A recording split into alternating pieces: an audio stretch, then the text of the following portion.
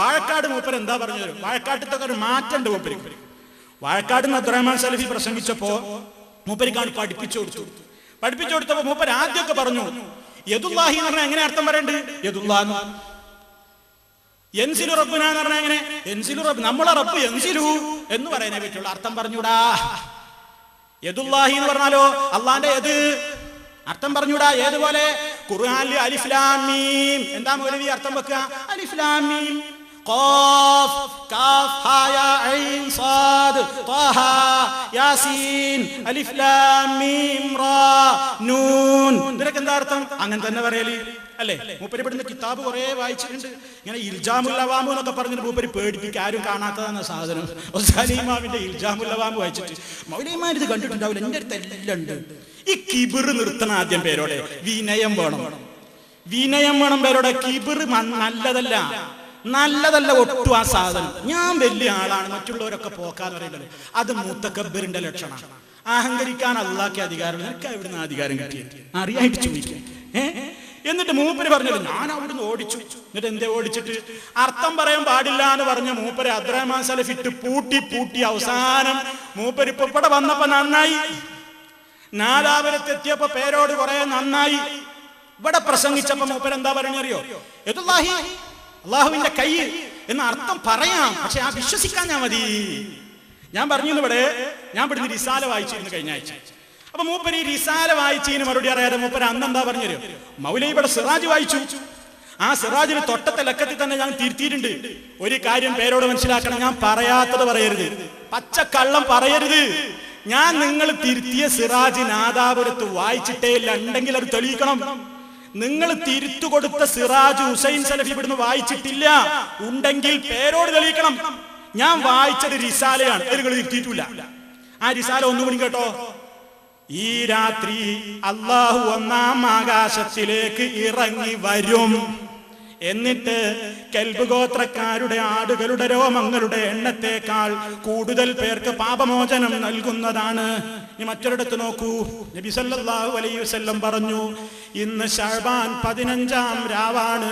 ഈ രാവിൽ അല്ലാഹു അവന്റെ അടിമകളിൽ പ്രത്യക്ഷപ്പെടുകയും അനന്തരം പാപമോചനത്തിന് ആവശ്യപ്പെടുന്നവർക്ക് പുറത്തു കൊടുക്കുകയും റഹ്മത്ത് നൽകുകയും ചെയ്യും. ഇത് ഞാൻ ഇവിടെ വായിച്ചിരുന്നു. അപ്പൊ പേരോട് ഇവിടെ ഒരു മുഖാമുഖ തട്ടിപ്പ് നടത്തിയിരുന്നു. ഒരു കുട്ടി ചോദ്യം ചോദിച്ചിട്ട് മൂപ്പരിക്ക് ഉത്തരം പറയാൻ കഴിയാതെങ്ങാണ്ട് പേടിച്ചിട്ട് ആ കുട്ടിനടക്കം തന്റെ അടുക്കൽ ഇരുത്തുക ചെയ്ത്. പേടിയായിരുന്നു, മോനെ ചോദിച്ച ചോദ്യത്തിന് എനിക്ക് ഉത്തരം പറയാൻ കഴിഞ്ഞിട്ടില്ല, അതുകൊണ്ട് തൽക്കാലം ചിന്തക്ക് എന്ന് പറഞ്ഞ് സ്റ്റേജിൽ വിളിച്ച് ഇരുത്തുക ചെയ്ത്. അപ്പൊ മൂപ്പര് എന്നിട്ട് ഇവിടുന്ന് ആയില് പറയണേ എന്ത്? അത് മൗലവി റിസാല ഒന്നും പറയണ്ട, അതൊന്നും ഇവിടെ വിളമ്പണ്ട.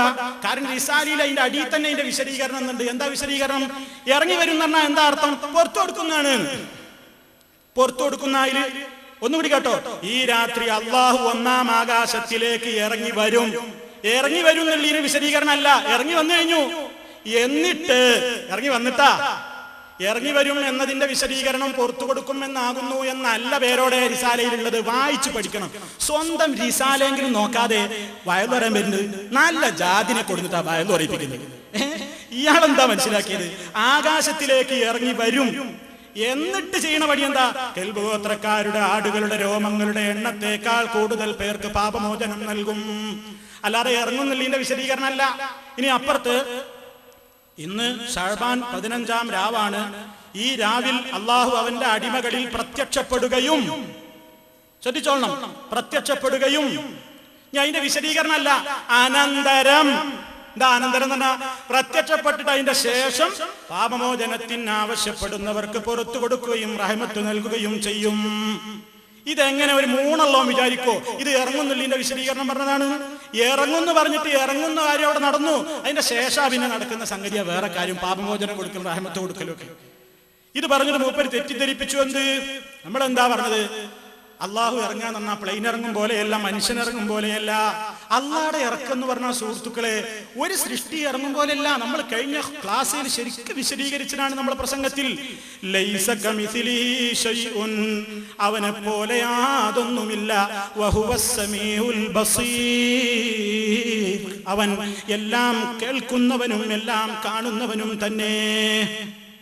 പിന്നെങ്ങനെ അള്ളാഹ് നമ്മൾ ഇറങ്ങും പോലെ ഇറങ്ങുന്നു നമ്മൾ വിശ്വസിക്കാം? ഏതെങ്കിലും ഒരു സൃഷ്ടി ഇറങ്ങും പോലെയാണോ? അല്ല. അള്ളാടെ ഇറക്കം എങ്ങനെ നമുക്ക് അറിഞ്ഞൂടാ. ഇറങ്ങുന്നുണ്ടോ? ഇറങ്ങും. സുഹൃത്തുക്കളെ, അള്ളാടെ കാര്യം അവിടെ വെക്കി. നിങ്ങൾ പടപ്പുകൾ തന്നെ ഇറങ്ങുന്നത് പലരും ഒരേ ഇറക്കാണോ? ആണോ? പടപ്പുകളെ സംബന്ധിച്ച് തന്നെ, സൃഷ്ടികളെ സംബന്ധിച്ച് തന്നെ നമ്മൾ ഇറങ്ങും യൻസിലു എന്ന് ഭാഷയിൽ പറഞ്ഞാൽ ഒക്കെ ഒരേപോലെയാ? ആണോ? പേരോട് സ്റ്റേജും എന്ന് ഇറങ്ങി എന്ന് പറഞ്ഞാൽ അത് നമുക്ക് മനസ്സിലാവും അല്ലേ? ആരുമില്ലാത്ത സമയത്ത് ഒരു പോത്ത് സ്റ്റേജുമ്പോൾ കയറിയിരുന്നു. പോത്ത് സ്റ്റേജുമ്പോൾ ഇറങ്ങി എന്ന് പറഞ്ഞാൽ പേരോട് ഇറങ്ങും പോലെ 2 കാലും മേലെ ഇറങ്ങിനാ? ആണോ? അത് 4 കാലം കൊണ്ട് ഇറങ്ങുന്നത് അല്ലേ? റോട്ടിലൊക്കെ ഒന്ന് മഞ്ഞ് നന്നായിട്ട് ഇറങ്ങീന് എന്ന് പറഞ്ഞാൽ എന്താ? ആ മഞ്ഞിന് കയ്യും കാലും ഉണ്ട്, അപ്പൊ മഞ്ഞിങ്ങനെ ഇറങ്ങി എന്നാണോ? മഞ്ഞിറങ്ങുക, പോത്തിറങ്ങുക, ആടിറങ്ങുക, പ്ലെയിൻ ഇറങ്ങുക, ഇങ്ങനെ ഓരോന്നും ഇറങ്ങുമ്പോ സൃഷ്ടികളുടെ ഇറക്കം പോലും പല രൂപത്തിലാണ്. അതന്നെ ഒരേപോലെ അല്ല. എങ്കിൽ ഈ സൃഷ്ടികളോട് എല്ലാ അർത്ഥത്തിലും വ്യത്യാസമുള്ള മുഖാലിഫുൻ ലിൽ ഖൽഖി ബിൽ ഇത്ലാഖി, പടപ്പുകളോട് എല്ലാ വിധത്തിലും വേർതിരിവുള്ള വ്യത്യാസമുള്ളവനാണല്ലോ അല്ലാഹു. ആ അല്ലാഹ് ഇറങ്ങുന്ന റസൂലുള്ള പറഞ്ഞാൽ ഇറങ്ങും എന്ന് വിശ്വസിക്കലാണ് മുസ്ലിമിന്റെ പണി. അതെങ്ങനെയാണ് ചോദിക്കേണ്ട ആവശ്യമില്ല. അതാണ് സലഫികൾ പഠിപ്പിക്കുന്നത്. എന്ത്? അല്ലാഹു അവനെ കുറിച്ച് എത് എന്ന് പറഞ്ഞാലും, കൈ എന്ന് പറഞ്ഞാലും, കാലെന്ന് പറഞ്ഞാലും, ഇസ്തവാഅൽ അർശി എന്ന് പറഞ്ഞാലും, അർശിന്മേൽ ഉപവിഷ്ടനായി എന്ന് പറഞ്ഞാലും, ഇറങ്ങും എന്ന് പറഞ്ഞാലും, ചിരിക്കും എന്ന് പറഞ്ഞാലും ഒക്കെ അവന് യോജിച്ച നിലക്കുള്ളതാണതെന്ന് മനസ്സിലാക്കണം. അത് തശ്ബീഹ് പറഞ്ഞുകൂടാ, തംസീൽ പറഞ്ഞുകൂടാ, ഇതിനെ പോലെ എന്ന് പറഞ്ഞുകൂടാ, താരതമ്യപ്പെടുത്തിക്കൂടാ, രൂപം പറഞ്ഞുകൂടാ, ബിലാ തകീഫ്, കൈഫിയത്ത് പറഞ്ഞുകൂടാ. എന്നാൽ അത് നിഷേധിച്ച് തള്ളുന്ന തഅ്തീൽ ബിലാ തഅ്തീൽ, നിഷേധവും പാടില്ല എന്നിങ്ങനെ പണ്ഡിതന്മാരെല്ലാം പറഞ്ഞിട്ടില്ലേ? അതിനല്ലേ ഇവിടെ മുമ്പ് മാലിക് ഇമാമിന്റെ ഉദ്ധരണി ഞാൻ പറഞ്ഞത്, അൽ ഇസ്തിവാഉ മഅലൂമുൻ വകൈഫിയതുഹു മജ്ഹൂലുൻ വസ്സുആലു അൻഹു ബിദ്അത്തുൻ വൽ ഈമാനു ബിഹി വാജിബുൻ. അല്ലാഹു അർശിന്മേൽ ഉപവിഷ്ടനായി എന്ന് പറഞ്ഞാൽ അത് നമുക്ക് മനസ്സിലാകും, ഉപവിഷ്ടനായി എന്ന് തന്നെ മനസ്സിലാക്കുക. പക്ഷെ അതെങ്ങനെയാണ് നമുക്കറിഞ്ഞുകൂടാ. എങ്ങനെയാണ്? പേരോട് ചോദിക്കും പോലെ കളിയാക്കി ചോദിക്കാനും പാടില്ല.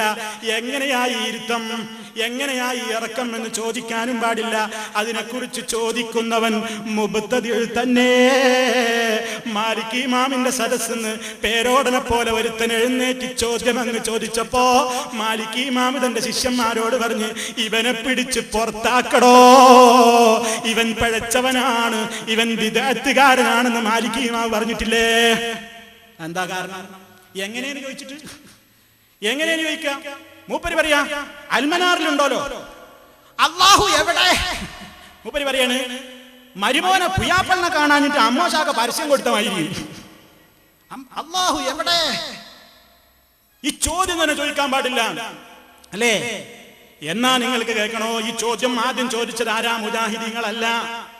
ഞങ്ങളുടെ നേതാവ് റസൂലുള്ളയാണ് ഈ ചോദ്യം ആദ്യം ചോദിച്ചത്. അൽമനാറിലെ ഉസ്താദുമാരല്ല ആദ്യം ചോദിച്ചത്.